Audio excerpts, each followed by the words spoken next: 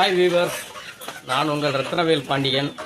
இப்போ நம்ம என்ன பண்ணி பார்க்க போகிறோம்னா, கோழி பண்ணைகளில் வெள்ளை கழிச்சல் நோய் வருது.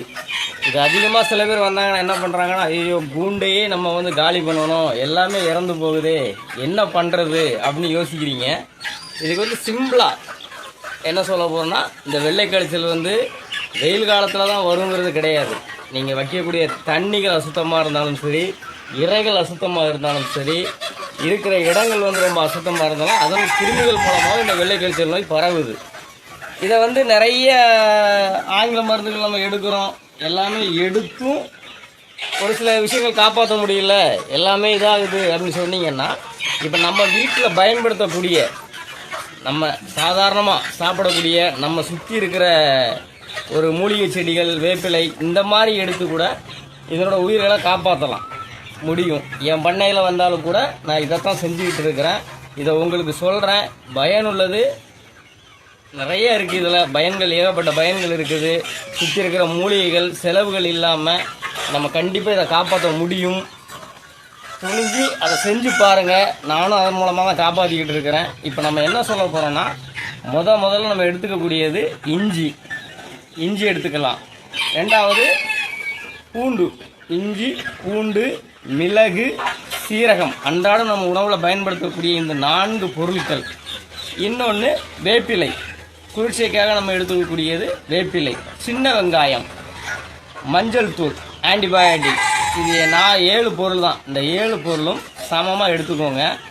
எடுத்துக்கிட்டு தண்ணீர் சேர்க்காமல் ஒரு மிக்சி ஜாரோ அப்படி இல்லைன்னா வீட்டில் இருக்கிற ஒரு அம்மிக்கல், இதில் ஏதாவது ஒன்று அரைச்சி நல்லபடியாக எடுத்துக்கிட்டு ஒரு பேஸ்ட் பதத்துக்கு, தண்ணி சேர்க்கக்கூடாது, ஒரு பேஸ்ட் பதத்துக்கு எடுத்துக்கிட்டு இதை என்ன பண்ணுறீங்கன்னா, இந்த வெள்ளை கழிச்சல் பட்ட கோழிகளுக்கு தனிமைப்படுத்திடுங்க. முதல்ல கூண்டுலேருந்து எந்த கோழிக்கு பரவி இருக்கோ அதை தனிமைப்படுத்துங்க. ரெண்டாவது அந்த கூண்டுகளை கொஞ்சம் சுத்தம் பண்ணிக்கோங்க. சுண்ணாம்பு இந்த மாதிரி ஏதாவது போட்டு அந்த கிருமிகள் அழிகிற அளவுக்கு கொஞ்சம் பார்த்துக்கோங்க. ரெண்டாவது இந்த நோயால் பாதிக்கப்பட்ட இந்த கோழிக்கு ஒரு 2 உருண்டை எடுத்து உள்ள கொடுக்குறீங்க. கொடுத்துட்டு அதை விட்டுருங்க. அது இறை எடுக்க முடியலைன்னாலும் பரவாயில்ல, அதை விடுங்க.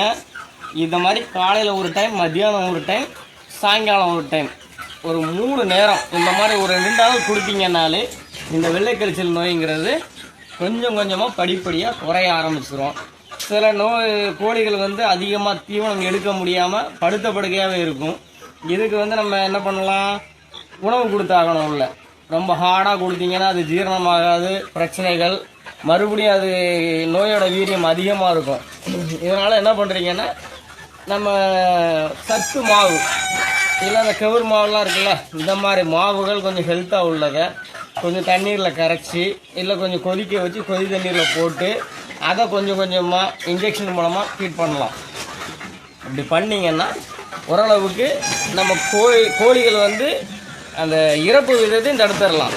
சிலது சாப்பிட்டுட்டு, மருந்து சாப்பிட்டுட்டு பசியால் கூட இறக்கக்கூடிய சூழ்நிலைகள் வரும். இந்த மாதிரி சூழ்நிலைகள் வரும்போது இதன் மூலமாக நம்ம தற்காத்து கொள்ளலாம்.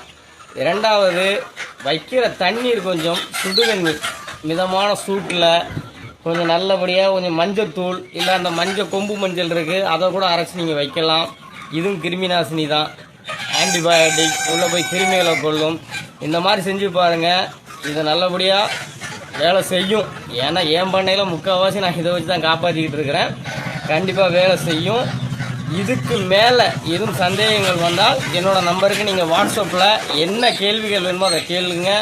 அதுக்கான நோய்களுக்கான மருத்துவங்கள் நம்ம கொடுக்குறோம். அடுத்தடுத்த படிப்படியான வீடியோக்கள் பாருங்கள். எல்லா நோய்களுக்கும் மருந்துகள் இயற்கையாகவே, ஆங்கில மருந்துகள் வாங்கி 2000 3000 போட்டு வேஸ்ட் பண்ணி கடைசியில் கோழிகள் இறப்பில் தான் நிற்கிது. வேறு ஒன்றும் அது சொல்கிறதுக்கு இல்லை. இதை நீங்கள் இயற்கையாகவே பண்ணி பாருங்கள். நிச்சயம் நம்ம கோழிகளை காப்பாற்றலாம். எல்லோரும் நல்லபடியாக வளர்க்கலாம். 1 கோழி இல்லை, 1000 கோழி இல்லை, எவ்வளோ கோழி வச்சுருந்தாலும் இந்த மருந்துகள் மூலம் நம்ம காப்பாற்றிக்கலாம். இதை படிப்படியாக அடுத்தடுத்து இது எல்லாமே தெரிஞ்சுக்கணும் அப்படின்னு நினச்சிங்களா, நம்ம சேனலை சப்ஸ்கிரைப் பண்ணுங்கள், ஆல் பட்டன் அழுத்திங்க, பெல் அழுத்திக்கோங்க. எல்லாம் கம்ப்ளீட்டாக எல்லாம் வந்துடும் உங்களுக்கு. நீட்டாக பாருங்கள். இதை 4 பேருக்கு சொல்லுங்கள்.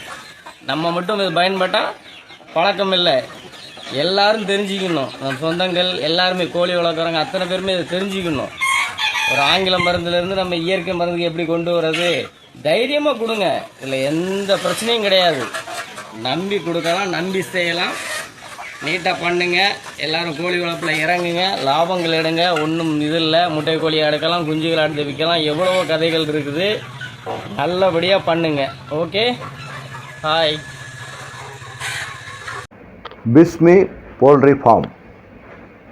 கோழி வளர்ப்பில் ஆர்வம் உள்ள நபர்கள் மறக்காமல் நம்ம சேனலை சப்ஸ்கிரைப் பண்ணி வச்சுக்கோங்க. அப்போ தான் அடுத்தடுத்த வீடியோ எந்தெந்த நோய்க்கு என்னென்ன மருத்துவம் என்பதை மிக தெளிவாக நீங்கள் தெரிஞ்சுக்கலாம். மீண்டும் சந்திப்போம். நன்றி, வணக்கம்.